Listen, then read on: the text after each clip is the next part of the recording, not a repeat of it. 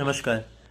अगर आपके भी घर के बच्चे अगर आप सवर्ण क्लास से हैं और आपके घर के बच्चे किसी भी बड़े महाविद्यालय या यूनिवर्सिटी में पढ़ते हैं तो उनको आप तुरंत वापस बुला लीजिए, क्योंकि नए भारतीय कानून के अनुसार यूजीसी का जो नया बिल पास हो रहा है उसके अंतर्गत अगर किसी भी एससी एसटी ओबीसी के बच्चे को जाति के आधार पर डिस्क्रिमिनेशन किया जाता है तो उसके अंतर्गत उस यूनिवर्सिटी उस विद्यालय में एक इक्विटी कमेटी बनाई जाएगी जो ऐसे बच्चों को संरक्षण देगी। और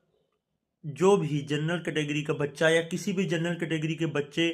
आपस में विवाद होने के बाद अगर कोई भी ऐसी कहासुनी हो जाती है तो वो इक्विटी कमेटी उस बच्चे के खिलाफ कार्रवाई करे। नए कानून से ये तो मान लिया गया है कि जनरल कैटेगरी का ही व्यक्ति आरोपी हो सकता है, जनरल कैटेगरी का व्यक्ति आरोपित हो सकता है लेकिन आरोप नहीं लगा सकता। यदि किसी जनरल कैटेगरी के बच्चे ने एससी एसटी ओबीसी के ऊपर जाति लिंग धर्म के आधार पर कोई भी ऐसी टिप्पणी की तो उस पर कार्रवाई की जाएगी। हालांकि अगर ये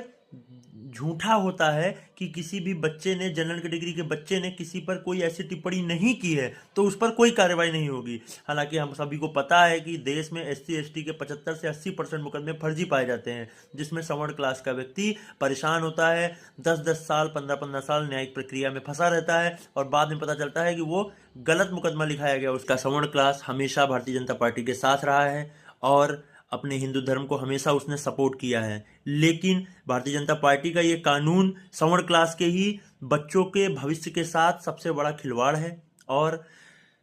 अगर यही कानून लाना है तो देश के हर सवर्ण क्लास के बच्चे को एक गोली दे दी जाए जहर की, जो वो खाकर कभी भी मर सकता है। कम से कम वो 10 साल अपने जीवन का न्यायिक प्रक्रिया में नहीं गुजारेगा। एससी एसटी झेल रहा था, उसके बाद यूजीसी झेलेगा। और किसी भी बड़े नेता ने इस बारे में, किसी भी सवर्ण नेता ने इस बिल के बारे में कोई भी टिप्पणी नहीं की है। ना किसी छात्र संघ ने की है, ना ही किसी भी देश के